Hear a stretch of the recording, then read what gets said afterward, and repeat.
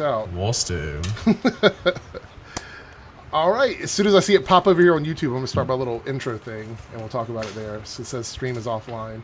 But now it's popping online. So what is up, guys? Eric here, and got Pagey with me, as usual, at the hashtag afterparty stream, where we normally talk about 3 shows, but now we're only talking about 2. We have Supergirl and Arrow to talk about from this week, and we are going to talk a little bit about Flash. There's no synopsis for the upcoming episode, but we're still going to chat about it and see if anybody has any questions or comments or whatever. So say hello to Pagey, guys. Pagey. Hello. The Marvel shill's in the house. Marvel shill here. Look. Well, no, right. it's Marvel cock. Oh, okay. All right. Yeah, MCU shill. So yeah, that's how it works. That's how Disney it works. shill. Okay, as long as I know, as long as I'm aware of it. Or yeah, it's Disney shill, MCU shill, and then Marvel cock. I think that's how it works. Hope everybody's having a good week. We didn't have a Flash tonight, so we thought we'd start a little bit early so we could end a little bit early, so we're not keeping everybody up till the crack of dawn from around the world. And I don't hate Arrow. I saw that comment. I do not hate the show. Matter of fact, I gave this week a 7 out of 10. So, and I'm sure I hear Pagey typing. What is this going to be? Is it going to be something hateful? Yeah, that's it. Yeah, Eric hates. Well, that is actually a true statement, though. That one's actually true. We'll talk a little bit about that too. So, yes, I got a haircut. I keep it really short, but I'm going to Florida, which is it's going to be 90 degrees Fahrenheit. So I was like, I need to get a haircut. I got my beard trimmed. I got my mustache trimmed. So I'm not down there sweating my butt off the whole time I'm there. Hey, everybody. What's going on? So yeah, it's itching. That's why the hat's sitting up on the top. So Stepful says, Pagey, make a Legends trailer breakdown. So how do you feel about that? You going to do a trailer breakdown? I probably will, but probably not for another couple of days. I can't speak. Another couple of days. Yeah. Because we may as well just space it out because a new wife beater. Yeah, my Mario shirt there. So no Candigraphs. There wasn't a new episode tonight. They went on break or this week was the first week they were off, I believe. So anyway, channel updates. There's nothing new from me. YouTube was acting weird today. I was getting a lot of a lot of those errors when you click on a video and it says error something with like numbers on it.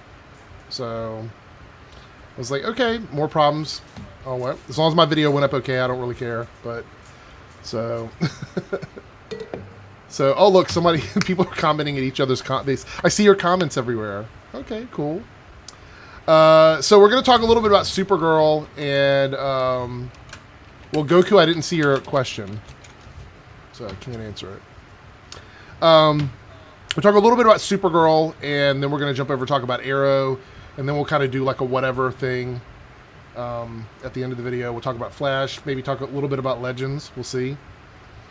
All right, I was waiting for a question. I don't see it, though.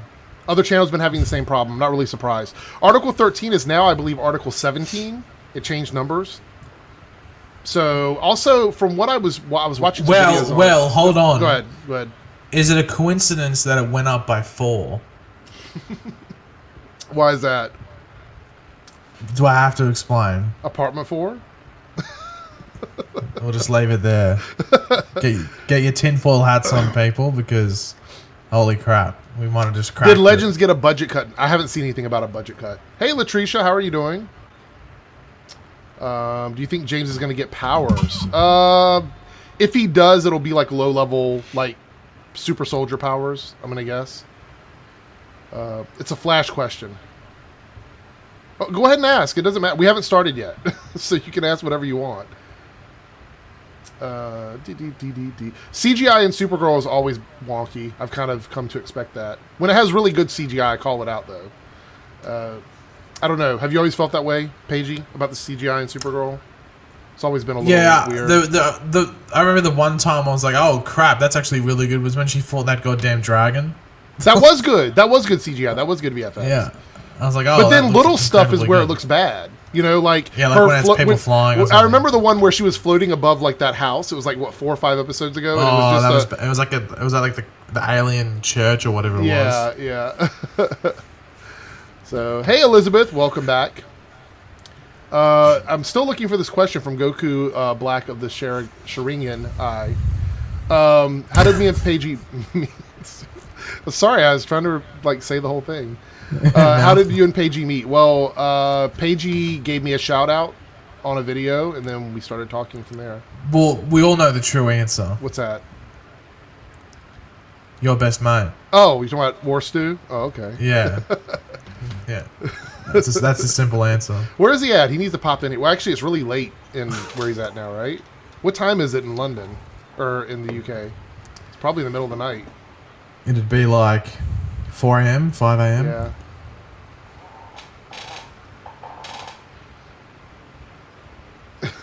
I'm waiting for this question patiently. I think Goku has left the chat. Yeah. I'm gonna give you like a minute. So. Oh look, Vacanus with a $14.99 super chat. Thank you so much. We're jumping into Arrow already. This is gonna be an unconventional live stream, in case you guys haven't noticed.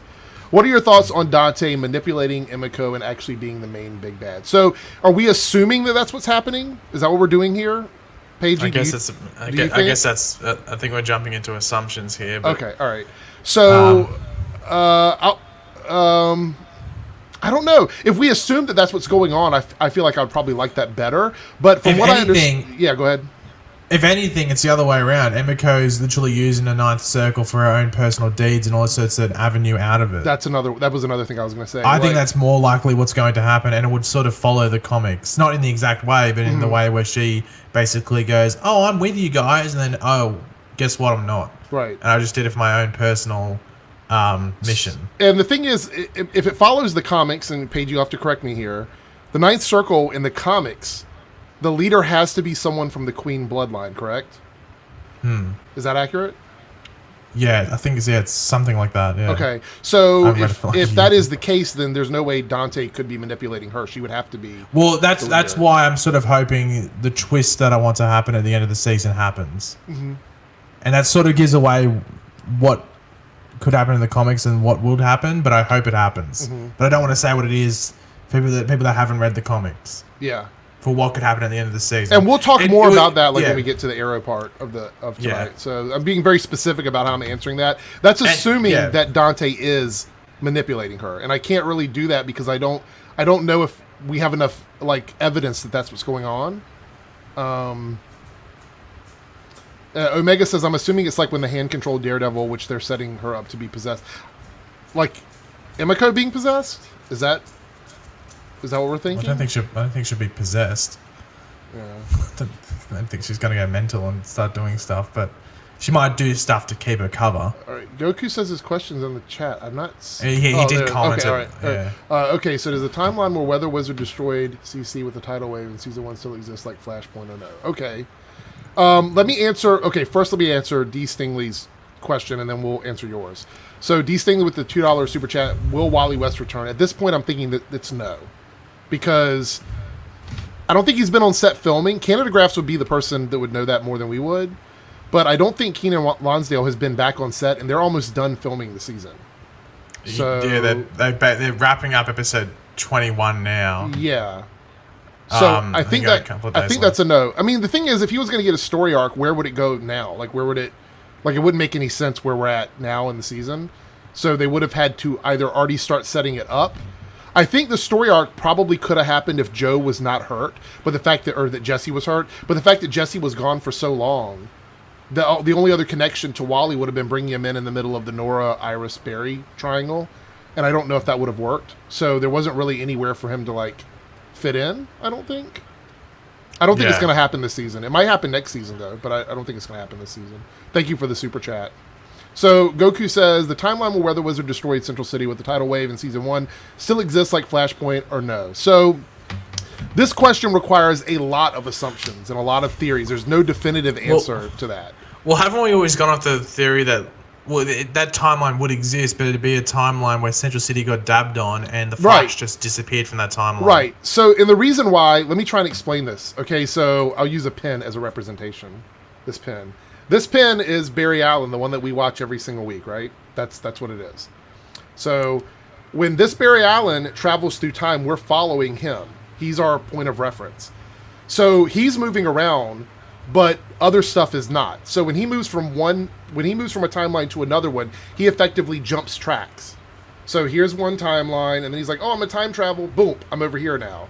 So in that timeline, the one where Central City was flooded or whatever it could have been anything. That timeline would just go on and deal with whatever the ramifications are of that event.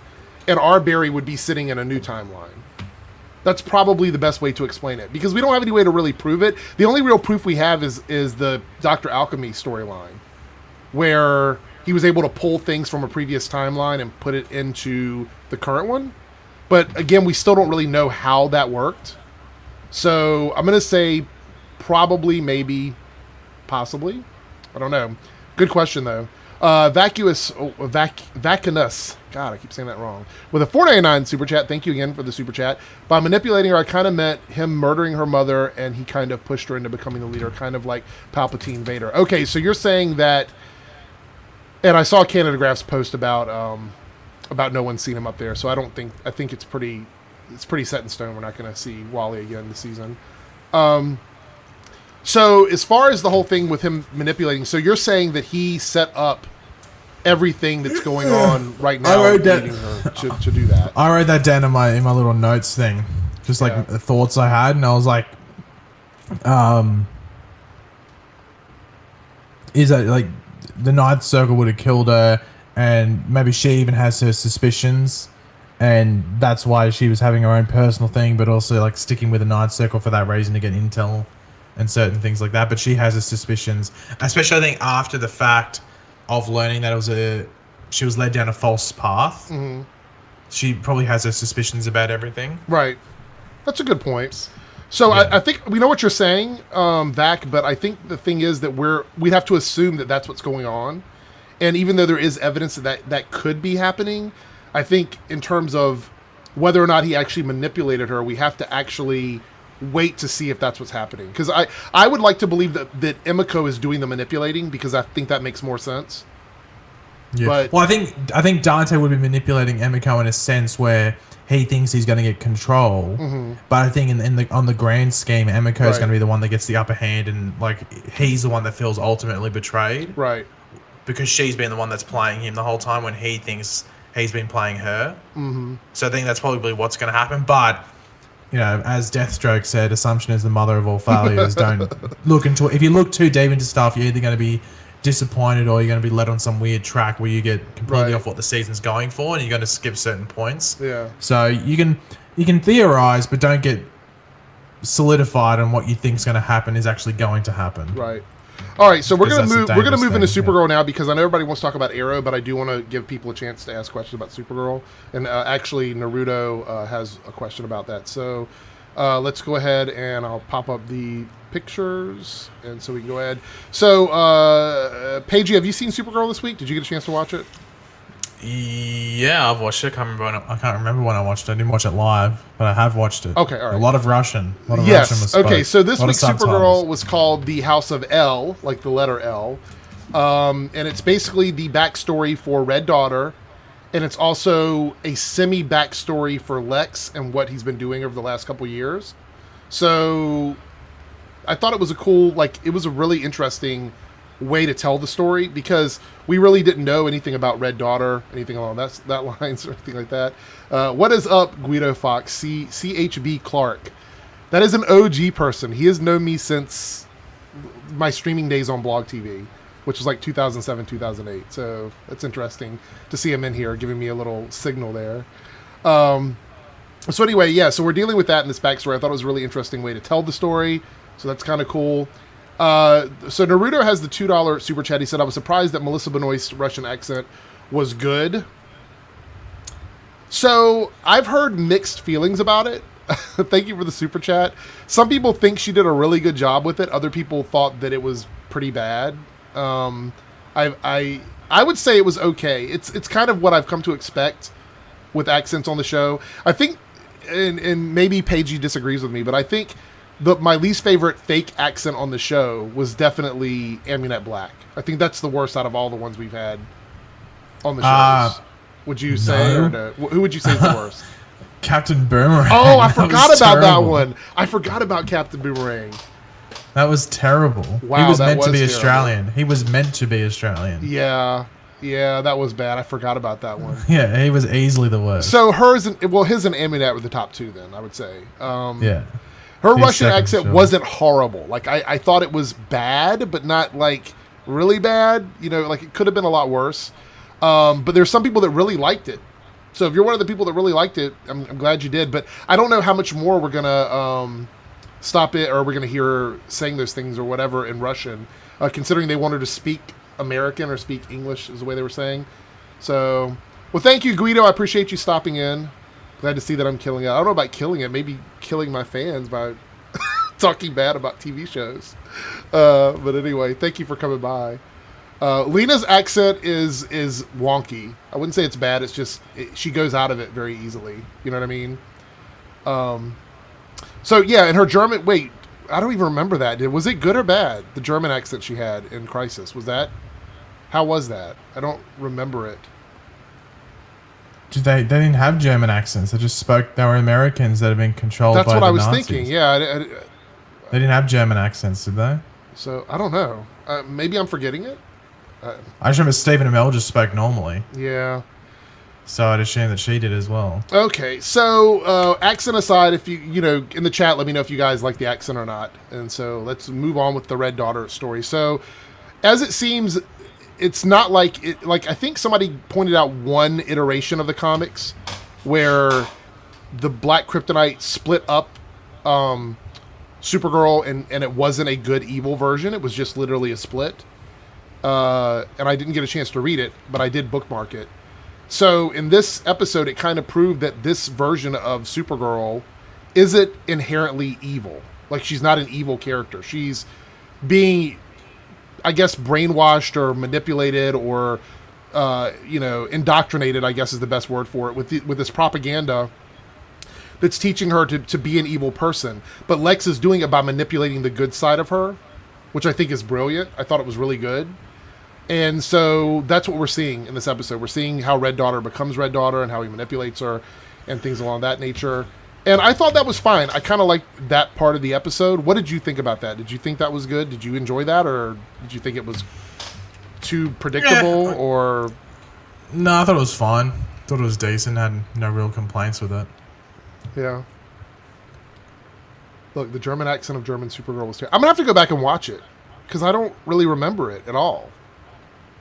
It's kind of interesting. But it wasn't. They weren't German. Well, 3 people have said it now. I think they're trolling. I think that's what it is. I think it must be a troll because I'm just going. I can't remember which. No, she just speaks normally. Unless there was some German filter they were watching it on. Because I remember clearly that Stephen Amell speaks normally as the Reich Arrow, if you want to call it, the red, whatever his name was. You talk, I'll look it up. Okay, all right, check it. So anyway, Stepfold, bro, the green screen with Lex holding the planet was bad. Well, I don't remember that for sure. That green screen shot. I think the green screen where his suit went on and off was kind of wonky. Maybe that's probably what you're talking about. Either way, I like I said, I've come to expect Supergirl's VFX to be a little bit dollar store. So, yeah, some people are saying there wasn't any. So, she didn't have an accent. She talked extremely proper and entitled. So, yeah. Yeah, she doesn't have an accent. She's just saying, like, "Oh, I'm Supergirl." She's basically just sounding like she's all nosy and stuff. She's basically talking very posh. That's the best way to put it. Yeah. Yeah, she doesn't have an accent. I was like, I swear, I thought I was tripping out then. So also we found out that Miss Tessmacher was entirely set up to do what she's been doing the whole time from Lex. So I'm glad they did that because it almost didn't make any sense how quickly she flipped on him. I mean, I thought, okay, maybe it's because... Well, that was the complaint I had. It was like, unless it was deep-seated and like it gets explained what she was doing before all this, then I'm fine with it. Right. So I like that. I thought that was cool. They set all that up. And they actually spent a lot of time on that, on Eve's storyline. But I think that's because we've got an episode coming up that's really about her. I think it's actually called All About yeah. Eve, where she's like the main focus of the episode. So yeah, like she's the target, if you want to call it. Yeah, so I think that's a good setup for that. Lex, so a lot of people have gone back to, like, I did a video where I talked about how much I enjoyed Lex. Like, we talked about it live stream last week. But when we first got the casting for Lex, I made a video where I said I want to wait and see how he is. I'm not going to jump on the fan train for John Cryer's Lex because I'm not a big fan of John Cryer. So I was like, I want to wait and see. So a lot of people are going back to that video and they're like, oh, do you want to change your opinion now or whatever? Well, I didn't really state a full-fledged opinion. I just said that I wanted to wait and see if I was going to like him or not. And based on what they're doing with Lex on the show right now, I think they made a good call because I think he's doing a really good job with this version of Lex. Now, I don't know how much input he had on it. You know what I mean? Like, I don't know if he was able to go in and talk with the writers and come up with, like, his own ideas for how he wanted Lex to be, or if they just said, this is what we want, and he was able to, like, do it. So, yeah. I can't see Michael Rosenbaum playing this version. You know? Like, I love Michael Rosenbaum. He's still my favorite Lex. But I can't see him doing what John Cryer's doing. No. It wouldn't work. No. This, to me, is like, almost... It's like the evil but corny Lex. So, you got the really, like, evil, devious, like, you know, willing to do whatever he has to do Lex, mixed in with the corny Lex from, like, the early, like, 80s movies or whatever. But then Michael Rosenbaum is the smooth, debonair, like, Playboy Lex, which is a completely different version. Yeah. So is Lex the big bad, or is it somebody else? I've heard rumors that Lex is not coming back until the end of the season now. That he's not even going to show up again. I don't know how true that is. Yeah, I think John Cryer said he's in 3 episodes. The 2 he's in, and then the finale. That's what I've heard at least. Yeah. So I actually like that. I also thought that showing him how far he was going to, like, deceive Lena was also kind of interesting, and what he was willing to do to convince Red Daughter to follow him. You know, he was willing to do anything. And I think when I was watching in the live chat and he was setting up that hit on that little cabin with the kid where, you know, she was really close with him or whatever, I kept thinking, they're not going to do this, right? They're not. This is Supergirl, right? And then for like a good 10 minutes before they revealed that it hadn't actually happened, I was like, okay. Because I was really like, wow, they're freaking serious here. But everything in the episode I think I really enjoyed, and I'm really happy that Supergirl is kind of turning itself around. I just hope that they can keep this momentum going all the way to the end of the season. Well, I don't even consider Jesse Eisenberg's Lex to be Lex. I never felt like he was playing that character. It's so different from any version of Lex that I've ever seen. They're only allowed to use Lex for 3 episodes, something like the contract. So it's very similar to the Superman thing. I think they had him for 3 episodes, right? That was the rule. They used him in the first 2 and then the very last one for that season, correct? Wasn't that how it worked? Yeah, and then with the crossover this year, he's only in 2 of them. Right. Oh, well. I don't think Lex may be part of the big bad storyline, but I don't think he's ultimately going to be the big bad. Let's see. Well, actually, now that I think about it, it wouldn't surprise me if Superman's in the finale this season as well. Right. That would be awesome, right? Superman and Lex. I think I almost feel wasted having Lex Luthor, but not having Superman there. That's true, and I thought the same thing. By the way, Amir, I saw your super chat, and we will answer that between this and Arrow. So I hope you're still here. I've got it right in front of me. We're about to wrap this up anyway. The Smash Uploads, the 20K Q&A video is ready to go out, but the problem is that some of the questions in the video were about stuff that has already been cleared up. So now I have to go back and re-edit the video, but it is coming out. It'll definitely come out between now and, like, when the shows come back. Red Daughter, Red Runaway Dinosaur from Flash Season 2, Elijah Colbert with the 199 super chat. Thank you so much. She did, and I was one of the people where I was like, is that the book that Barry and his mother were reading? And people were showing on Twitter. Somebody says, at Pagey, ask Eric if he thinks Supergirl will fix all his problems. So yeah, that's cool. Thank you for the super chat, Eliza. I think Supergirl has too many problems from pre-existing seasons to completely fix, unless they basically Crisis on Infinite Earths it away. The problems with Supergirl has never been the content of the or the core of the show. The problem with Supergirl is the way they formulate their episodes and the way they tell their stories and their continuity issues, because a lot of times they just gloss over important stuff and deal with the social and political elements. And so I don't know. Anyway, we're going to go ahead and move on from Supergirl unless anybody's got any more questions. So in the chat, tell me what you guys thought of this episode of Supergirl from 1 to 10, what you would score the House of L. I like the suit, by the way. I do want to point that out. The Red Daughter suit. I wish they would upgrade the normal suit.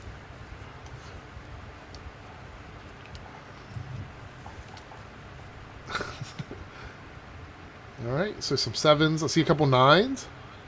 A 4, wow. Ooh. Nora's feet. Why is that? Why is 7? Why is 9 from 4? What? Why is that? That was weird.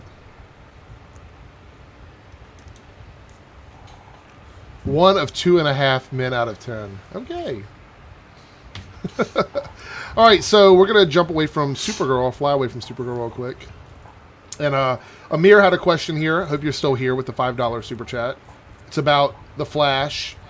And he says, do you think Thawne/Wells, which is Wellsabard, 2049, will be the one during Crisis or a past version, possibly the one that gets trapped in the past before becoming Wells? So you're talking about the upcoming Crisis that we're getting this year, right? I'm assuming that's what he means? Yeah, and he basically answered his own question. Yeah, I mean, it can't be the one from 2049, right? I mean, because that would make sense. The Wells in 2049 is the one that's experienced Crisis. Right. So, from what we're led to believe, from what they've laid out, that's what I'm thinking. Yeah. The Wells that is there at Crisis is the one that goes back with Barry to the night of his mum's murder and gets trapped there. Right. Which is so when they leave. Mm-hmm. So I think the whole theory around is that Barry, early, like when you think about it and what the show's told us now, we're sort of led to believe that Barry doesn't actually die or anything like that. He just leaves that timeline and goes to another timeline. Right, which would prove the theory that we have, that timelines just exist without Barry when he leaves. So he doesn't get any antimony to stuff there. He just goes with Reverse Flash so what the newspaper said is that Reverse Flash and Flash are having an argument. It looks really vicious, and then Reverse Flash...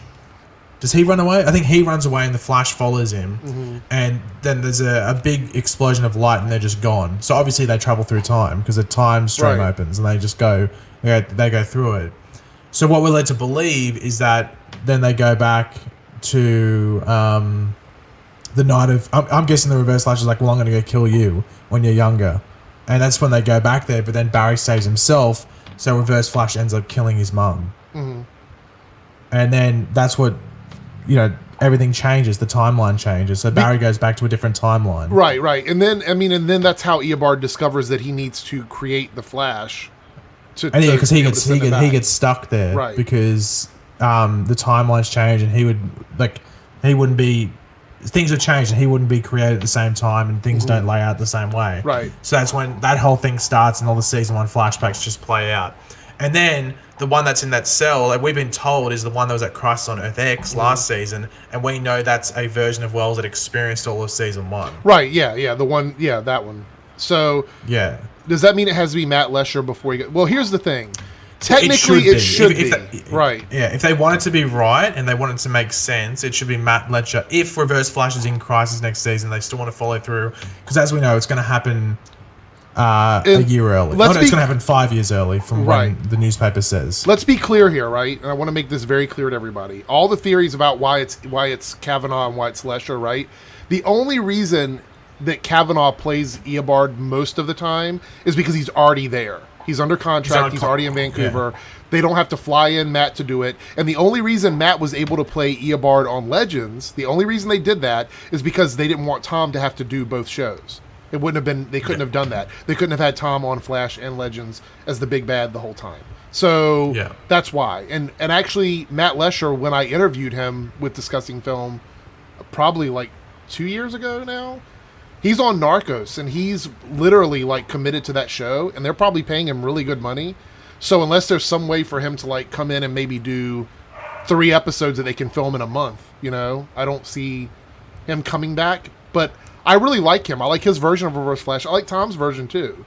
But it's just it's a really easy way for I almost feel like they wish that they wouldn't have done that now, because they could have literally just had Tom play Eobard every time, you know. Like it wasn't some like disguise thing. Like he just was Thorn. It was a nice twist, but I think they did it so short. They did it in a short-sighted way where they're like, let's erase him from existence, and like, oh crap, now we want to bring him back and use him, but we don't have a way to really explain it. So, and there's been a lot of videos trying. I've done videos. I think Pagey's done videos. I've seen other videos about it. There's really no honest way to explain it, because it's just Tom is available, and so they use him, and that's what it is. All right, so now we're going to be talking about Arrow. I'm expecting this to go down in a you know, ball of fire here. So here we go. We're going to be talking about Arrow this week, and the episode title was Inheritance, and it deals with primarily the backstory of Emiko and how all of that happened, how we got to where we are now. It also deals a little bit with Felicity's the changes to her company, some things she's doing with that, and just things revolving around Emiko, pretty much. I mean, that's what the episode was about, really. We also got a couple confirmations of some important stuff, like people were saying Ninth Circle, and you know, some reveals about Emiko as well. Some stuff with Laurel, which I'm not too happy about. So, look, he says Pagey's yawning and it isn't even midnight. Well, where Pagey is, it's not even close to midnight. It's probably the middle of the afternoon. It's literally just past midday. It's 1:45 in the afternoon. Yeah. So I got a lot of heat on my review of this because I didn't really care for some of the stuff that happened in the episode. I still gave it a 7 out of 10, right? So the episode wasn't an inherently bad episode. I just didn't like some of the choices they made with the storyline. And that's pretty much it. Pagey's typing something. I knew it. I was waiting for that to happen. So, Pagey is much more versed in this storyline. I actually asked him earlier today, send me the issues to read so I can look all this Ninth Circle stuff up so I know what I'm looking for when the shows come back. Because I want to be able to distinguish like what happened in the comics versus what's happening on the show. So, a lot of my frustration with what's going on the show comes from a place of just not understanding the comic book connection. So I'm kind of looking at it as just a casual viewer in some regard, in the sense of that story. So maybe that's it with me. You know, maybe that's why I didn't get it. But Paige, you actually really liked this episode, right? I mean, your video, you seem pretty positive about it. Yeah, the only issue I had with it was that like I sort of felt like the Laurel stuff was forced, but I understand why it was forced. But I disagree with what some people are saying, like, oh my god, they just chucked it all in this episode to build up next episode, when literally all of this season they've been setting up Laurel, basically going, stuff you guys, I'm just going to go rogue. Right. Then. Because no one's respecting her. Because she's trying her hardest to do stuff, and everyone's just like, still saying, like, oh no, we still don't trust you. I'm like, are you serious? What do I have to do? You know, donate $1 million to charity? What the hell do I have to do to gain your guys' trust? And like, the only one that's trusting her is Felicity, but no one's listening to Felicity in regards to they're saying, oh, shouldn't we, you know, trust her? No, we're not trusting her. So now she's basically just hit the tipping point. Obviously, Emiko and what she did just pushed that all over the edge. But I actually feel like, and this is just me, maybe some people agree with me. In regards to Laurel, I almost feel like, Felicity aside, because obviously they're friends now, but outside of Felicity, no one is really giving her an opportunity to make herself better. You know what I mean? We talk about redemption for everybody, but then they're not giving her that opportunity. You know, Dinah sort of gave it, but then Dinah did a complete 180 in the episode. Which but why though? I don't understand why though. That's what I don't get. Like. That was sort of why I felt it was a bit forced, the Dinah bit. Like, why did Dinah just go, oh, screw it? And then she brought up Vince again and all that. And I was like, I thought you got over this in the first half. of the season. So that's why literally Dinah has not mentioned Vince since they wrapped all that up. He hasn't even been mentioned or talked about or discussed. That was the point. That was the point where I was like, okay, well, that feels forced. And I can understand if people completely pointing to that as if like, oh, they're just trying to set up next episode. But they have been building up. I just think they did the tipping point for Laurel in not the best way, in not like the greatest way. I would prefer if maybe the tipping point was at the beginning of an episode rather than setting up it towards the end of the other episode. My thing is, if Dinah has always felt this way and she's been harboring this grudge about what happened, 2 years ago or whatever, why is she still even working with her? Like, that's the thing is, if you're not going to give her the opportunity to prove herself and make herself better, then why are we doing this? What's the point of it? Being fairly friendly as well. Right. Like, I mean, before they there was worked together. And then they got over it, and then they were friendly. Yeah. Right. So I was kind of frustrated with that. And another thing was, we talk about redemption for people that have done bad things. And if you look at, say, for example, Felicity, even though she saved a bunch of people, she's also, I don't know, killed more people than anybody else on the show because she blew up an entire... murderer. Right. So why is it that we're treating Laurel with such disdain, but we're okay with Felicity doing what she did when Laurel is actually actively trying to pay for what she's done by doing good things? And they even talked about how she has tried to put people behind bars the wrong way, but she's like, isn't the point just to get them and put them behind bars? You know what I mean? So I feel like if you're going to give her that opportunity, you have to let her do it. You can't just constantly treat her like somebody that's just always doing evil stuff. And then the fact that like 2 episodes ago, they really kind of solidified that she had changed as a person with the stuff she was doing for Felicity. Oh, let me go get you this. Let me get you that. I can tell that you're pregnant. You shouldn't be doing this. You shouldn't be doing that. And then we just do this flip where she's back doing like evil stuff again. Yeah. Like, yeah, as I said, like, The Laurel thing could have been done. Like, I think this season how they've been building up has been good because it hasn't been done in an over-the-top way. The only times it's been over-the-top is with Oliver. Mm-hmm. But you can understand why Oliver's doing that. With other characters, who cares? Mm-hmm.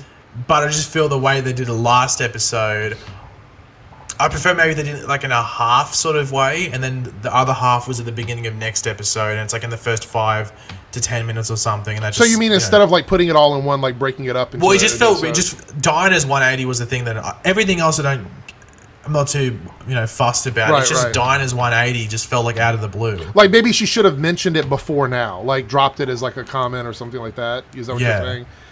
We got a couple questions in Super Chat. Let's jump over to those real quick. So Naruto with the $2 Super Chat is asking you specifically because he knows how I feel. Pagey 717, best episode of the season or top 5? What would you consider it? Well, I don't think it's best episode of the season, but I'd say it's top 5. I liked it. Okay. So I'm not going to answer that question. Amir says, crazy thought. Oliver disappears in Crisis, deal with Monitor, reappears 20 years later on Arrow, still youthful, and is the one that saves Star City. But, it's a bit out of Arrow. I wouldn't like that if that happened on Arrow, to be completely honest. I was going to say, I don't know how I would feel about that. That would kind of feel weird. Like if that happened on Flash, it'd be sweet, but I know Arrow want it to be a bit more grounded, right? Sure, weird stuff can happen, but I'd rather not have a time traveling Oliver. So you're talking about like from the end of or next season, whenever this Crisis thing happens, you're talking about it coming back like in the flash forwards and saving everything. Is that what we're saying here? It sounds like the Monitor displaces him in time and just puts him back in there later on. See, I think not only would it feel weird, but I don't think the Monitor would really care about Star City. You know what I mean? Like I don't think he would say, "I'm going to save you, but you need to do this for Crisis, but then I'm going to send you 20 years in the future for Star City." Monitor doesn't care. As we see, he destroyed a goddamn Earth, right? Because he doesn't. He's willing to sacrifice an Earth in order to save the multiverse. Yeah. Will Thea make an appearance? Willa Holland does not have any desire to come back to Arrow, so... Yeah. Well, I don't know. She could do a guest spot, but she honestly was really, like, not happy about having to be there that season she was in. Well, let's just say maybe the Ninth Circle could tie into maybe why Thea isn't there in the future. Right. Maybe. Let's just say that. Yeah, and that can maybe explain why Roy's towards the end of the season, why he comes back in present day, in I think episode 20 or whatever it is. Do I think Team Flash will be able to cure Grace? We'll talk about Flash in a bit, but to answer that very simply, they probably will. It just depends on how they manage to do it. Willa said she come back from major episode. I expect to see Willa in the series finale at the very least, but I don't know about before that. So speaking of that, let's talk about the whole Thea situation in regards to Emiko, because that was kind of one of the things that frustrated me a little bit. Was I feel like we've already sort of had this story where Oliver's sister is going off the rails and he has to pull her back in and you know, kind of make her see the right way to do things and stuff. I can't remember what season it was, but there was a storyline where Thea was kind of going crazy and doing things recklessly, and Oliver had to kind of like pull her back in and say, you shouldn't be doing this. You know, you did. I can't remember what episode it was, but he's like, you did that move that was meant to cripple, but you should have done a move to disarm. And so they have that little fight in the bunker and everything. Yeah, but that wasn't due to Thea. That was due to the bloodlust. Right, but I'm saying, like, I feel like the story is very similar to that in the way, not necessarily specifically, but the fact that Oliver is trying to save his sister. It's kind of like we've kind of seen. It's similar, but like, yeah, it's similar, but like, I still think it's different enough. Like that was more of like a burden against Thea and something that she couldn't control. While with Emiko, it's a part of what she's just her story in this season. Which, by the way, that brings into question. Thea didn't have an end goal. Right. She just was affected by something in the past. And I do understand the difference in that. I'm just saying from a standpoint of storytelling, how they can make it different, but we also don't know if Emiko is literally doing this to get out of the Ninth Circle or if she's actually just going to be a bad guy. We don't know for sure. Well, yeah, that's why I always say, like, we can't just assume what's going to happen, and that's why you can't really judge everything until the storyline's over. Right, but I'm saying from this early perspective, to me, when it was happening... Oh, from this, you can. I guess early on you can say, oh, they look similar, but then they could be a fork in the road. Which is I think they will be. Whenever I tell people, like, when I review these episodes, I review them... Like, you and I review differently, right? We do it a different style. You review taking into account, like, the whole story, you know what I mean? Whereas I review more about, like, the specific episode. So when I criticize something and give an episode a bad score, or I don't like a storyline, I may read see the trailer or read the synopsis for the next week, but I'm not going to take that into account on how I felt like for watching this one episode. Whereas I think a lot of people review differently, and that's part of why I guess people think that I hate something because I don't like one thing in a certain episode. Yes, confirmed. Absolutely. Confirmed, yeah.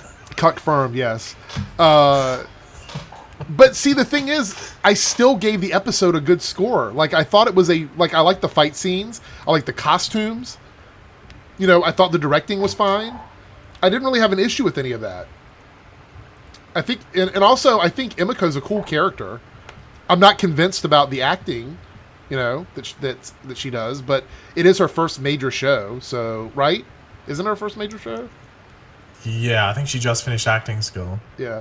How can I trigger people when I give it a good score? I think it's more like people watch the video and they're like, oh, he doesn't like this, he doesn't like this, and then I give it like an 8 out of 10. Hey, he hates it. He hates it. I think that's what happens a lot of times. Thank you, Chance. I appreciate it. Emiko looked like a samurai, not an archer. Well, I guess you could say that. I did like her costume. What did you think of the suit? I've never seen the suit in the comics. Was it a nod to the comic? Oh, it's a nod to it. It's not like a complete replica, but it's you know, it works. It's the show. It's an Arrow version of the suit, if that makes sense. Like what Arrow would do with the suit. Right. Yeah. So from my standpoint, that was kind of like how I felt about the whole story with her. Now, as far as like what could possibly happen, I'm excited to see that we have on both shows we have technically female big bads now, because we have Shikata over on The Flash, and now we have Emiko. Well, actually, while you're mentioning that, no one's giving The Flash enough credit for what they're doing this season. They've actually got a female big bad. Right. And no one's acknowledging it because everyone's having a whinge. Everyone's whining, oh, there's no Reverse Flash in the villain. Where's Godspeed? Right. Where is he? And no one's talking about the fact that they actually are doing something that none of the shows have done so far. Well, Supergirl's done. No, opposite gender villain. Right. Because Well, I guess who was non-technically, it was like both of them, wasn't it? Yeah, it was him. It was him and her aunt. Yeah, it was him and so it was like aunt. a dual sort of thing. But then everything else after that was Mon-El's mum. Weird. So And Flash then started Rain. it, and now Arrow kind of, sorta is doing it, but not totally because we don't know. Emiko won't be the big bad. Yeah. Like, I think if they made Emiko the big bad, I'd be like, I'll roll my eyes, to be completely honest. Because I just think You got to be angering the Green Arrow fan base, I think, if you do that. But I think they will take it to the line where I think they might make her allegiance change fairly late on. Mm-hmm. I think that's what they'll do there. Right. But no one's even talking about the fact that Flash is doing a female villain because everyone's just busy whinging and whining about it. Somebody says, who's the big bad of Supergirl this season? Well, it's not Manchester Black. It's probably not going to be Lex either. It's either going to be Agent Liberty or Red Daughter. So we're not really Red sure. Daughter. I have to say it's Red Daughter because... Yeah. So getting back to Arrow here and whatnot, let's talk a little bit about the flashbacks because I know that a lot of people were triggered by one of the things that got revealed, and I think there's a little bit of confusion on that.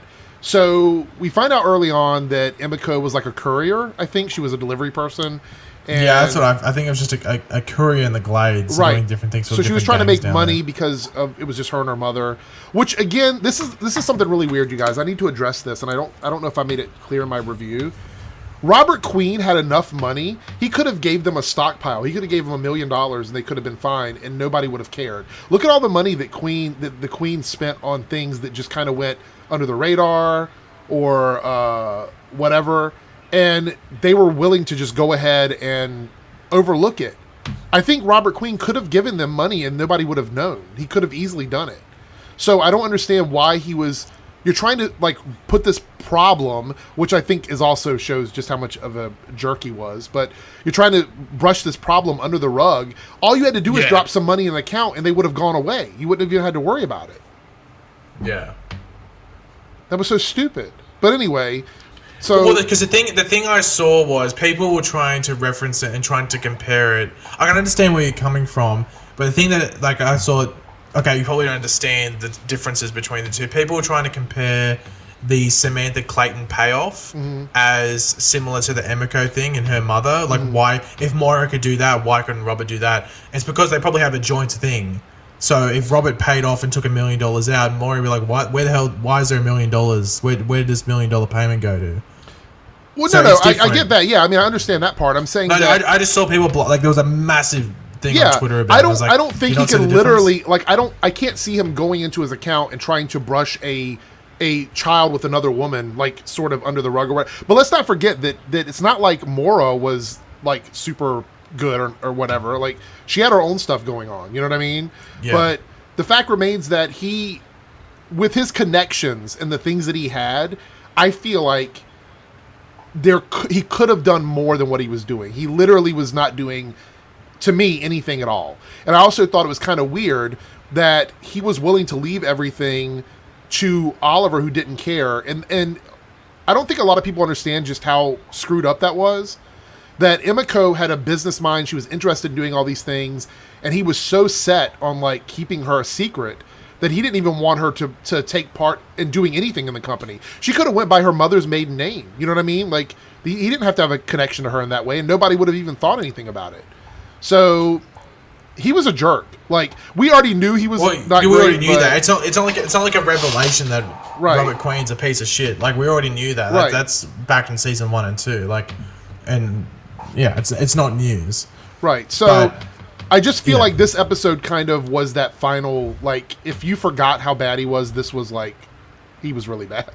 like not bad guy necessarily, but just not a good person. And so... Just didn't care for other people. And people also have to remember that Robert Queen's redemption, the only thing that he did after he did something extremely messed up on that raft, was he literally told Oliver, hey, fix my problems. Like... That's horrible. You laid all that on. Like, Oliver is literally still living the nightmare of dealing with the things that his dad did when he was, like, in Starling City at the time.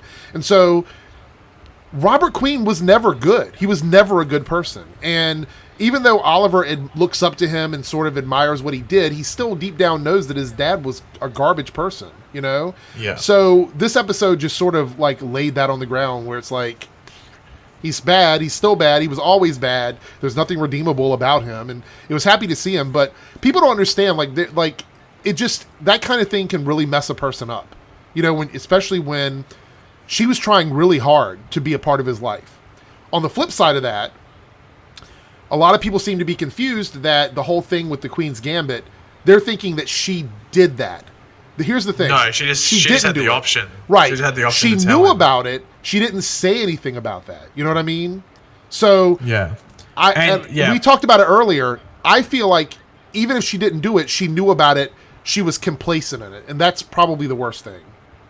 Yeah. I did see people going, oh, well, but then she knew that Oliver was going to die as well. But I don't think people realize that Oliver was a last minute passenger on the thing. She had the only queen person that was meant to be on the Gambit was Robert. Because if you watch the episode back in season 1, Oliver just turns up. But the thing is, and doesn't. Moira doesn't know that Oliver's going to be on it. So you see that scene where Moira's like, oh shit, and then just goes along with it because she doesn't want to blow the cover and Max suspicious. Right. So Oliver was never meant to be on but here's the thing, Gambit, neither was Sarah. On another coin on that though, she knew there was a bunch of innocent people on that boat as well. Yeah, but when it comes down to it, it's just like, so whether it was Oliver or whether it was somebody that was like cleaning the cabins, it was still, she was willing to let 20, 30 people die to get revenge on her father. So that doesn't make her a good person. You know what I mean? Well, I don't think it was 20 to 30. It might have been 10 max. But even if it's one, you're willing to let another person die because of your personal vendetta. That's not cool. You know what I mean?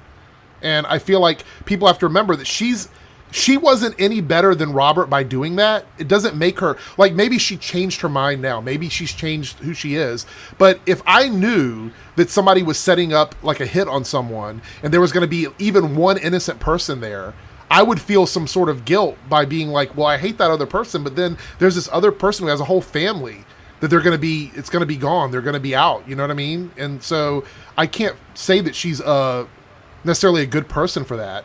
And so Old Great said it's a test of loyalty. Absolutely, it was a test of loyalty. That's the way Dante set it up, was like, you have to be loyal to the Ninth Circle. That was that whole scene.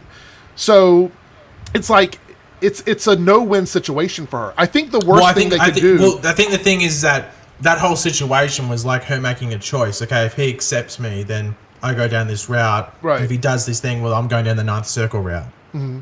So that's basically what it was. And her pulling back the envelope is her saying, well, Ninth Circle, here I go. Right. And that's why I'm saying, like, this idea of whatever, like, there's a lot of theories about what she's doing in the Ninth Circle, right? Like, does she want to be there? Does she not want to be there? Is she trying to, like, get out of the Ninth Circle? Whatever it may be.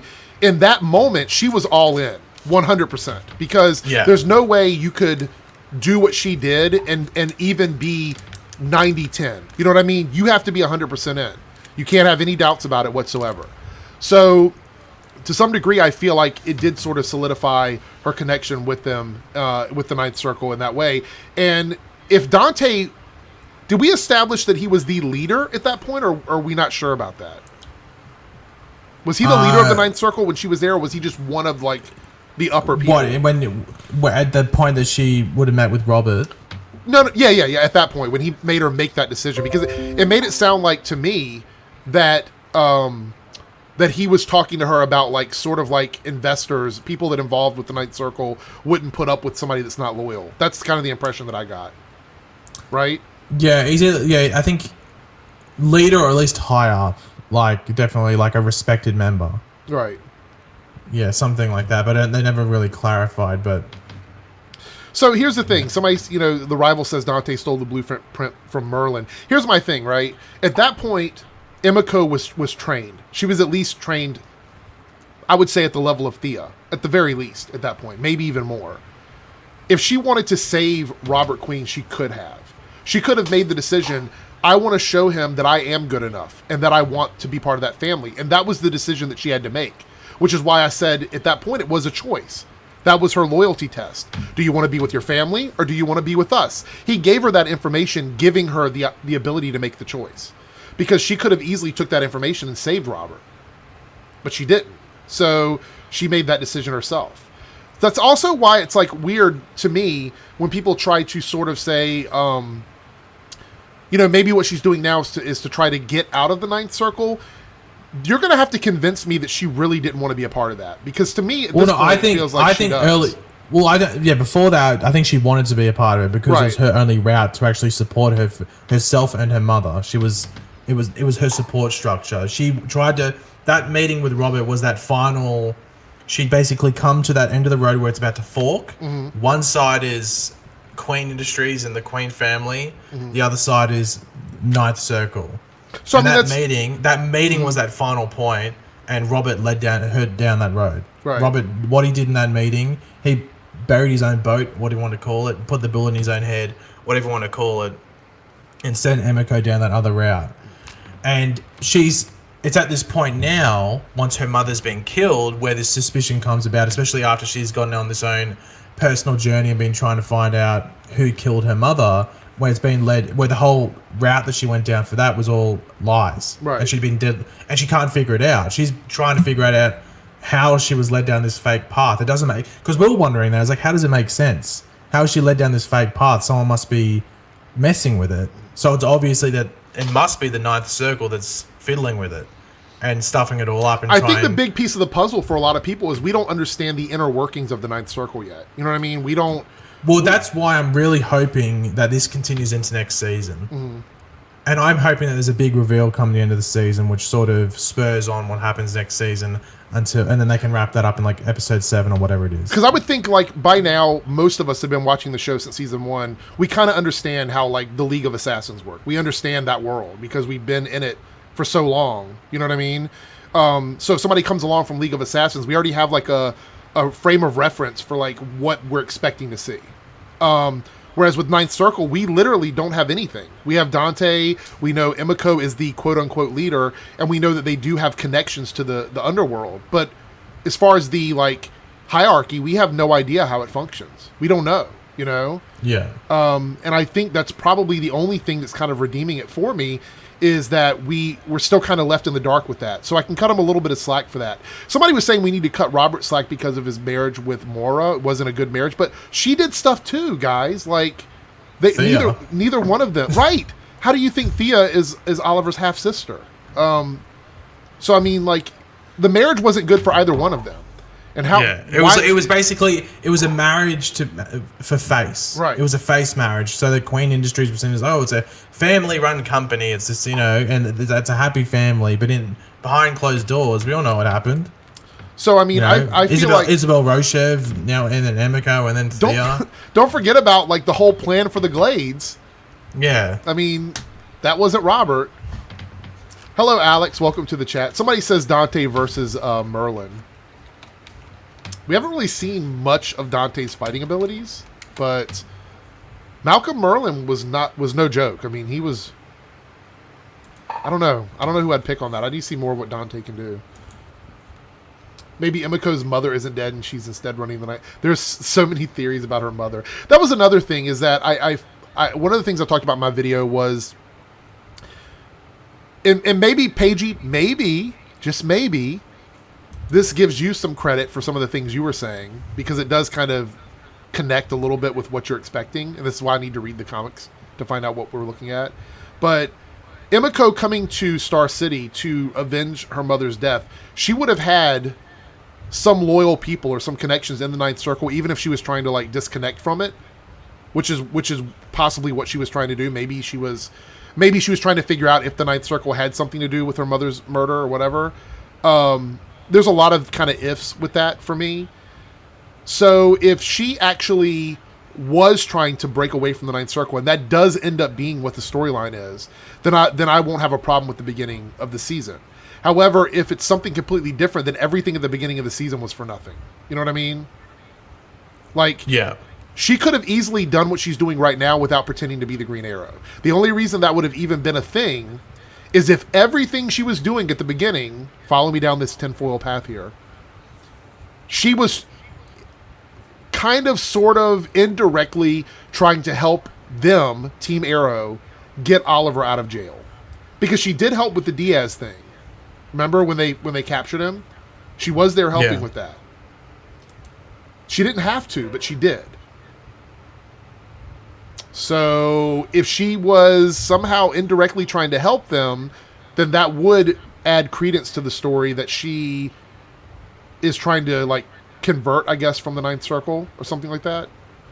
Do you think that's possible? Do you think that's what was going on? Or do you think that there was just some total disconnect there with that? Well, I'm hoping it gets explained soon, but it just seems that, like, in regards to Emiko being the Green Arrow, like in Dante and the Ninth Circle eyes, it was later on to get in with Oliver Queen, but I think initially it was maybe Emiko just herself, because it's not like Ninth Circle you have to, like, oh, we have to report in daily to the Ninth Circle HQ. I don't think it's like that. Right. So just herself was trying to investigate her mother's murder, but was trying to do it under the alias of the Green Arrow, because if she had to, like, you know, go in, stomp some heads and stuff like that, she can't just do it as this random person. It's safer. It is, when you think about it, it's safer to just be this person who's taken on the Green Arrow mantle and just assume it's someone it's one of Green Arrow's, like, proteges or something that's doing. Well, here's the thing. That's the safer route when you think about it. I'm going to jump on John Doe's comment there, and this is something that's really bugged me, and this is probably the biggest problem I have with it.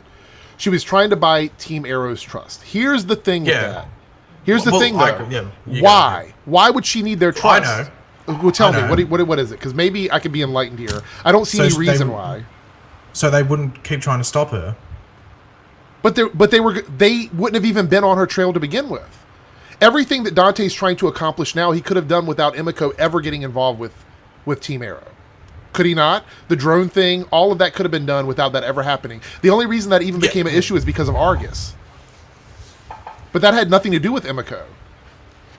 Yeah, but I think it all lines up. So, like, with Emiko, when she was, say, getting involved with, like, and Renee and stuff when he was showing up, she's just being, you know, getting along and sort of letting them in and trusting them so she can just keep doing her own thing. And in regards to, what were you saying again with the whole... and then after the fact, when Oliver gets out, I think the plan changes. Yeah, I think once Oliver gets out, the plan changes, and Dante's like, "Well, you can get in with him now." Because people were saying, like, how did, like, they know that he was going to get out of prison? It was like, but I don't think they knew. I think the plan just changed once it all happened. So, but here's my problem with that, right? So she was investigating what happened to her mother. She had the board up. All of that. So we're both on the same page in the terms that was a real thing, that she actually was doing that, correct? Yeah, because it seems a bit too much that it wasn't real. I don't see how it could be like some... Right, exactly. So, I mean, I believe that was actually what was going on. Even Dante mentions to her personal mission or whatever. Yeah. So I kind of got that, right? Okay, so here's the thing. My problem lies in this. She could have done all of that without ever alerting any attention to herself. She had no reason to impersonate the Green Arrow. She had no reason to interact with Team Arrow at all. All of that could have been done with her wearing a black ninja suit. She didn't have to impersonate Oliver Queen. Oliver Queen was already in jail at that point, and it made her more of a visible target than just going out and doing it in, like, a black ninja outfit. She literally was trying to impersonate him, and there's really no reason why. What was the reason for her impersonating him? There's no reason for that. But I think it doesn't really matter, because I think if she was just, as you said, like this random ninja person, I think she's still targeted regardless, because she could be seen as like a vigilante or something like that. But to me, in the beginning, it felt like she was doing it for a specific reason. Like, if she was pretending to be Green Arrow as a misdirect to sort of exonerate Oliver, then I would have been like, okay, I'm on board. But it's clear that that's not what she was doing. Was she trying to smear Green Arrow's name again? No, because Oliver's already in jail. She could have gotten with Team Arrow without ever dressing up as Oliver Queen. But I think that's the good reason that she went Green Arrow, because the city still likes Green Arrow.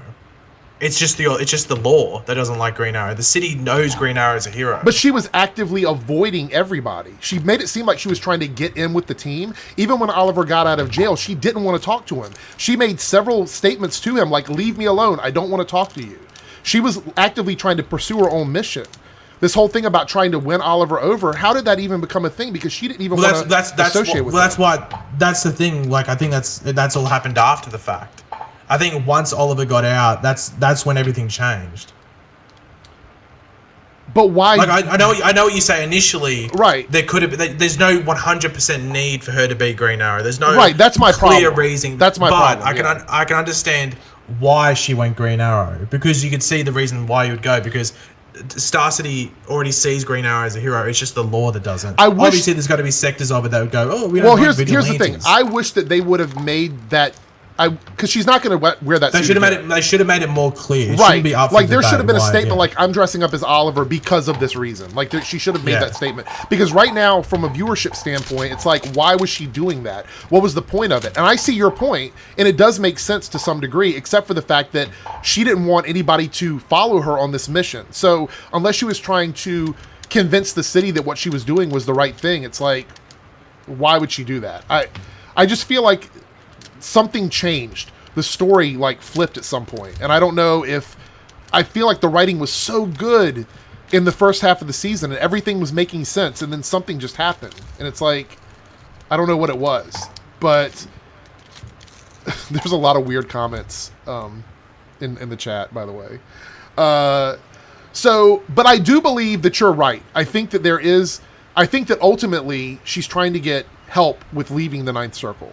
I do think that that's the case. Is that what you're saying? Do you think that's what she's doing? I think if she could get out, she would go out right now. But she wants to achieve her personal mission. She still wants to know, like, what the hell happened to my mum? Why? Who exactly was responsible for it? She might know, but she needs proof and wants to, complete that mission. And I think that's the whole reason, thing around it. How they get to that, I don't know how they're going to get to that toward, at the end of the season, and then try and wrap it up properly. That's the thing I'm interested in, because I think episode 19 is a Diggle episode. Obviously, episode 18 is a Laurel episode. I think next episode is also going to have some Emiko stuff with Oliver. So I think it's just going to be the girls that go after Laurel, and then Diggle and Oliver will be focused on Emiko. Giovanni says if she's leader, why can't she leave? Well, that's the thing. We don't know the inner workings of the Ninth Circle. She might we don't know that. That. She just says that. And also, as I said, she still wants that. She needs to stay in the Ninth Circle to get that intel. Right. She still needs to... Like, if she leaves, then she's out. She's got no intel on the Ninth Circle, and she can't get any leads. That's why she's staying there. As I said before, if she could leave, she would try and leave now. She'd probably be like, look, dudes, I need some help, please. By the way, every time that person comes in and leaves that message, even if it's somebody else, go ahead and time them out. I'm not going to keep doing it myself. Alex Figs, 199 Super Chat. Rate Emiko's fighting skills. Fighting skills. 1 Felicity. Oh, Felicity being 1, Oliver being 10. I would say Emiko's probably an 8 or a 9, maybe. I was going to say about an 8, probably, because she's trained by Dante. Right. But I think Oliver's a better... We can see that Oliver's a better fighter than Dante in that episode. But it's just that, things worked out for Dante where he could get away. Frank says she orchestrated Oliver's release, which I do believe. I think that would make the most sense if it comes back like later on. That is kind of what she was doing. She used a Green Arrow outfit while I was in prison to gain the trust of the city and help any suspicion of the Ninth Circle at bay. Now, here's the thing. That's very similar to what Pagey's saying, but at the same time, I don't feel like any of that was necessary, because she could have done all of that without ever being. As I said, she could have done it some other way, but I think that's the safest way. I think her being Green Arrow is the safest way, even though it draws attention to her. It also doesn't bring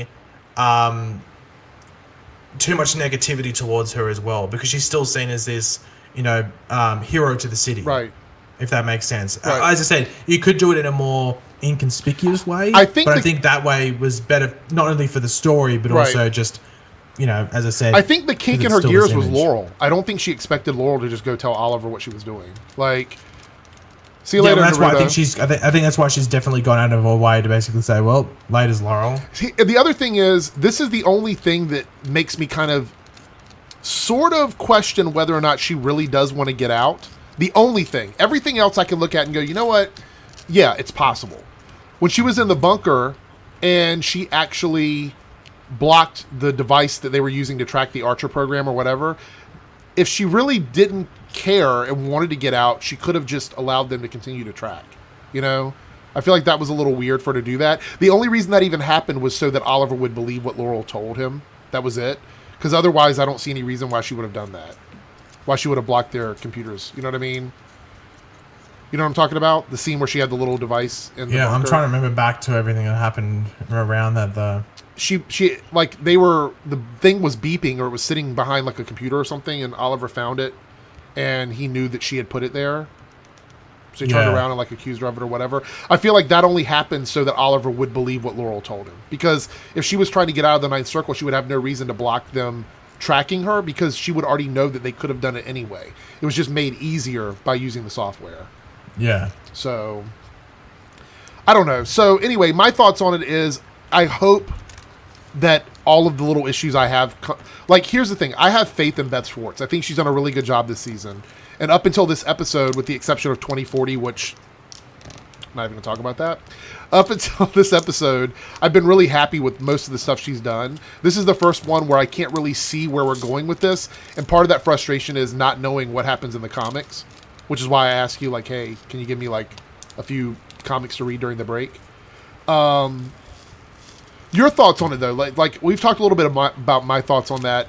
You still feel like this is going in the right direction. You think this is going to lead to something really good, right? I mean, is that yeah, because I still think it's going to work out, and I hope. Well, my hope, like what I wish happens, is that it continues on to next season. Now, is there enough time for them to do the story? Yeah. Is there a decent amount of time? Like, is there the right amount of time? Sorry, I don't think so. I'd rather them continue on to next season. I'd rather them do half of this Ninth Circle, because we've just heard Ninth Circle for the first time in that episode. It took a long time for us to hear it, too. Yeah. It was like...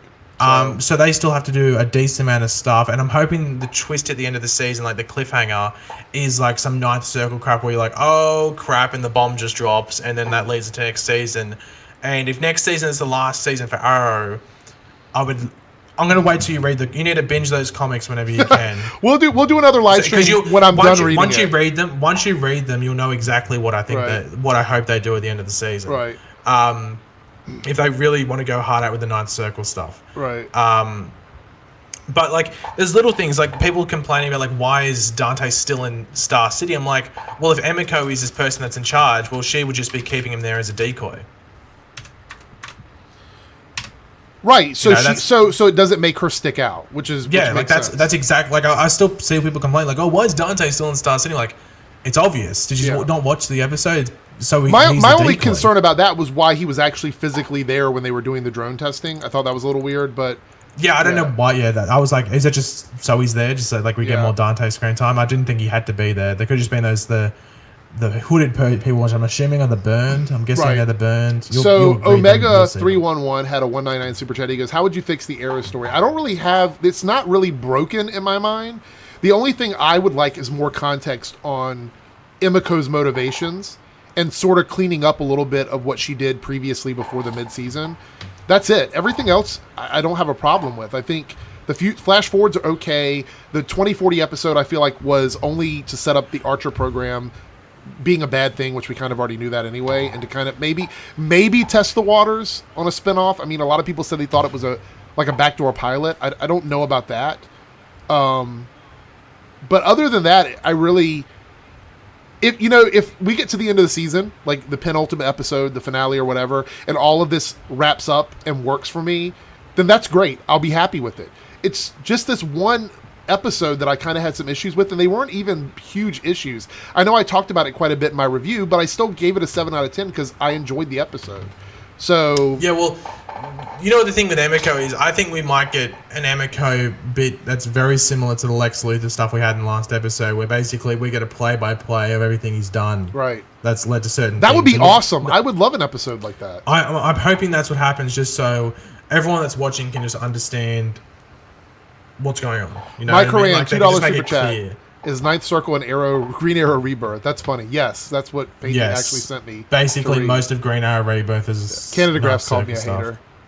Thank you for the super chat, by the way. Canada Graph knows me so well. It's, like, as you were saying before, like the whole Queens with the Ninth Circle thing, which is in the comics, it wouldn't surprise me if the Merlin stuff was a part of the Ninth Circle as well, like the Merlins, or at least the Merlin Corporation. Wouldn't that be a great way to tie up the whole series? To like that's why I'm so hoping it continues into the last season, because I don't know what they could do in the first half of next season. If you only got 10 episodes, one of them's a crossover episode.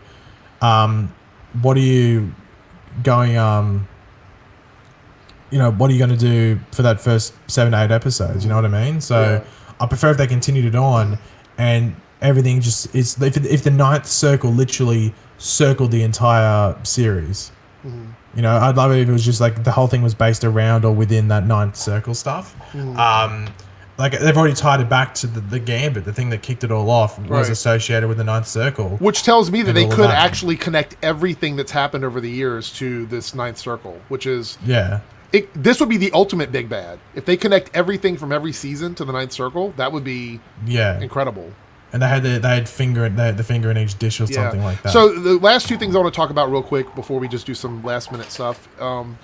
The whole Alina and Felicity thing, it's like, I don't really know why we have Felicity 2.0 back again. I mean, is it because they just want to have somebody for her to talk to because Laurel's leaving?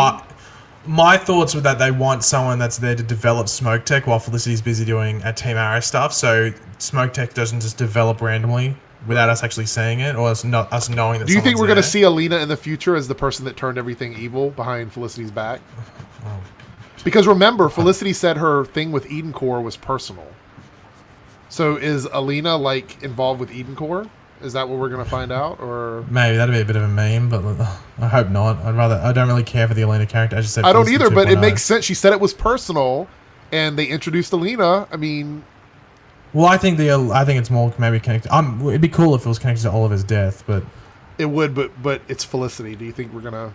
That's what's I don't know. So. Have to wait. And see. Also, I think the next episode we're gonna get when it returns is a Laurel centric episode. So we're gonna see. Sarah Lance, isn't it? Yeah, that's gonna be pretty cool. I'm excited about that. I don't think she's gonna be like Sarah from Legends. I think it's gonna be like the Arrow Sarah, most likely.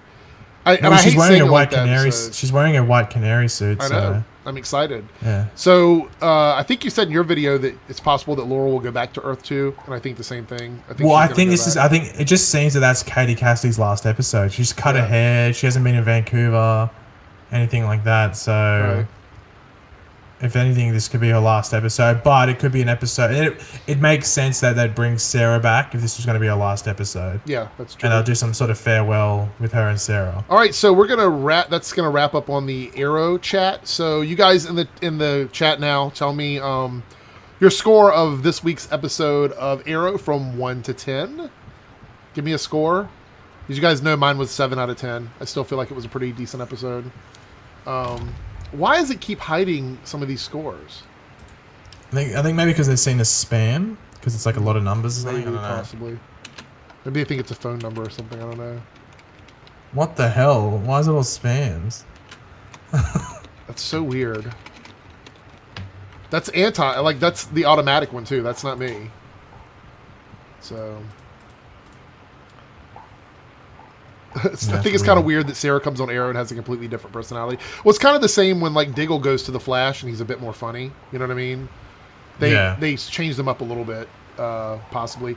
So real quickly, Legends released a trailer, and I saw it, and I think Pagey and I discussed it a little bit before we went live, and we're under the impression that it's like a montage of episodes. That's not all going to happen in one episode. It's just a sizzle reel, yeah. It's just Yeah. I think it's the next 3 episodes or something. So it's kind of giving us a preview of what we're going to get when it comes back, and it does come back next Monday, and it will be on an Arrow's time slot.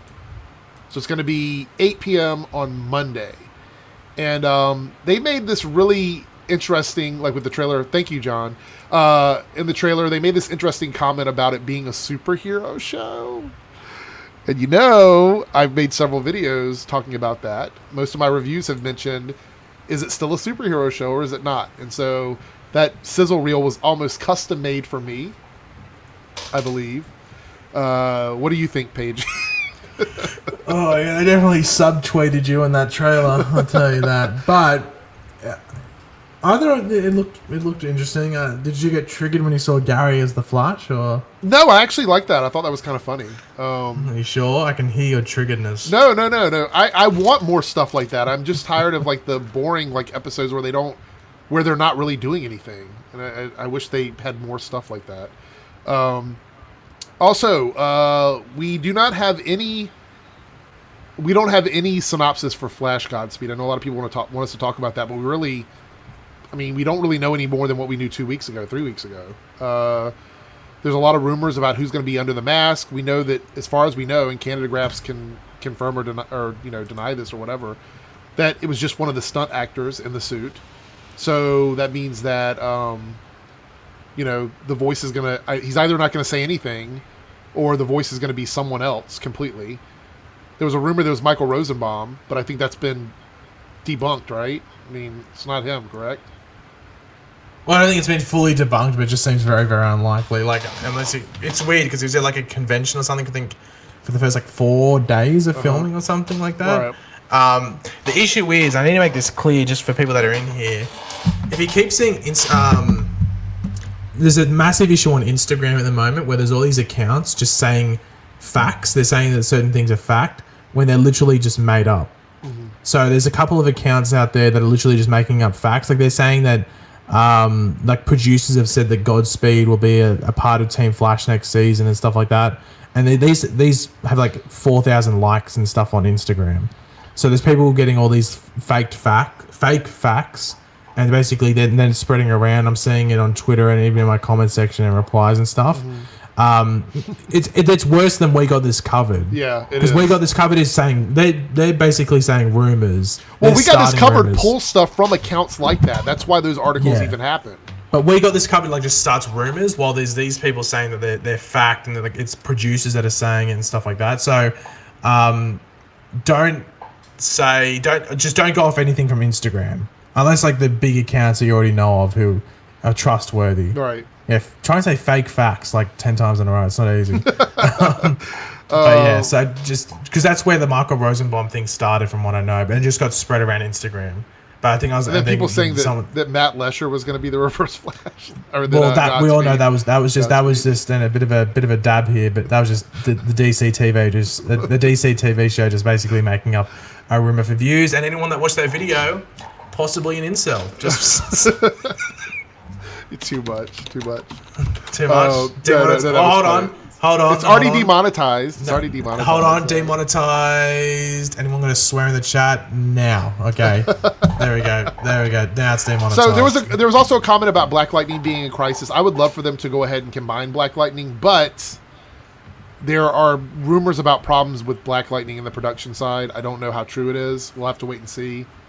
Dabbing. All right, there we go. That's not as good as Pagey's dab in one of the most recent videos, but oh god, it wasn't good. Did you get like any kind of hate for that, for your dabbing? Well, it was technically only a one-arm dab, so it was half a dab. So Batwoman has a pilot, but it hasn't been sent to series yet. But I'm pretty sure it'll go to series. We're just waiting to hear. I mean, I would be very surprised all that work they put into it if they don't. Yeah, and they filmed it for almost like a month, the pilot. So that would have cost a lot of money. So why would you film that pilot, which would have cost a lot, and then it's going to... No, Black Lightning's not lost ratings. It's the problems are on the production side. They have nothing to do with like the actors on the show or anything like that. It's all behind the scenes stuff. Yeah, see, Catagraphs, outside of some massive problem, Batwoman would pick up. So this is what we think, and I think me and Pagey kind of agreed on this. Arrow will run its 10-episode final season, and then when the shows come back after their normal like mid-season break, Batwoman will pick up for the back half of the season. Right? I mean, that's kind of... It seems like the logical option, especially saying that Supergirl, Flash, and Legends are also on next season, and Black Lightning would be on as well. Right. So that you wouldn't think there'd be much time for Batwoman. Right. And then they've greenlit like all these different shows. Like there's what show is it? Like a Nancy Drew show, and a Lost Boys spin-off, and a Lost Boys show too. The Lost Boys reboot, and then I think there's one more other show. So there's a lot of shows on next season, and then like that All American got renewed. I think. I think most of the shows they started this season actually got renewed. The only two shows which is great for the CW. I think Supernatural and Arrow are the only ones that are ending their seasons next season. But Supernatural's getting a full season, I think. Right. Next season. Yeah. So Arrow's just going to end mid-season. And again, these articles saying Supernatural was canceled. It was not canceled. The people behind the show want to end the show. It's completely different from it being canceled. So... Cancelled would be like that. What was that stupid army show that was on? It just wasn't a CW show. It was like Valor. I think its name was. Yeah. What a stupid show. So, watch that? Last thing I want to address before we go, because I've seen this now, and even Oh Great talks about it with the hiatuses. There's the hiatuses this season, with the exception of the ones that happened right after they came back from mid-season. Most of them are the same ones that we get every year. I mean, The mid-season hiatuses are a little bit weird because they came back and then we had like, one episode. Well, the thing is, I think the mid-season ones came back a week early. Yeah. So that's why we had that weird like where it was a 2-week, and I think they came back a week early. Then they took a 2-week break because the episodes have a shorter season. Right. There's an episode off, so they took a 2-week break, which was to make up for that lost episode, but also making up for the fact that they came back a week early from mid-season break. Mm-hmm. I think that's what happened there. That's why there was that random 2-week break there. Right. So and there's always a break in March for March Madness. Every year there's a break for March Madness. Yeah. So yeah, iZombie's ending as well. I think that starts this like soon. I just wish that the sites would say ending or series ending its run or something, like instead of saying canceled. It's just well, yeah, it's because canceled negativity brings in clickbait. That's true. That's why your series is called The series is called Rant and Review. Eric. It's not called praise and love. So Earth 2 Eric will probably do a praise and love review. Yeah, what happens. But anyway, thank you so much, Amethyst and Canada Grass, for all the moderation, and that person who just apparently wants us to read something really dirty. I have no idea why. Thank you guys so much for coming in. Though, if there's no more questions, I think we're going to wrap it up. And we filled the whole normal time slot, 1 hour and 20. That's like the normal time slot, mostly because of Arrow. But thank you so much for your questions. If anybody else has anything last minute, go ahead and ask. Otherwise, tomorrow my Supergirl video will come out. I was going to do it tonight, but since we went live, I'm going to push it out tomorrow. So you'll see that tomorrow. And then I've got my Flash Time Sphere video coming out on Thursday. So get ready for the triggering to happen. Get your dislike buttons out and the demonetization button as well. Get the thumbs up button ready because the Supergirl review is probably going to be one that everybody loves. Just saying. So is there a Red Sun Eric too? I don't know. There might be. Will there be a live chat next week? I'm actually out of town next week, so probably not. There's definitely a Flashpoint, Eric. We know that. Well, we might do a live chat. If Pagey wants, we could, because Supergirl's on, but it's just Legends. There's no Arrow, there's no Flash. Well, if we do it this time next week, I would have seen Shazam. So we can talk about Shazam. All right, so yeah, next week I'll be on vacation, but I can go live from my laptop. So we'll do it Laptop live. It'll still be fine. I'll have the same setup here pretty much. Well, you won't see this wall behind me, but everything else. Just take the wall with you. Yeah, green screen. I'm going to take a picture of it and green screen it behind me on OBS. So anyway, thanks so much, guys, for coming in. We're going to head out. Thank you so much for the super chat, and we will catch you guys later. Thanks, Pagey. Farewell.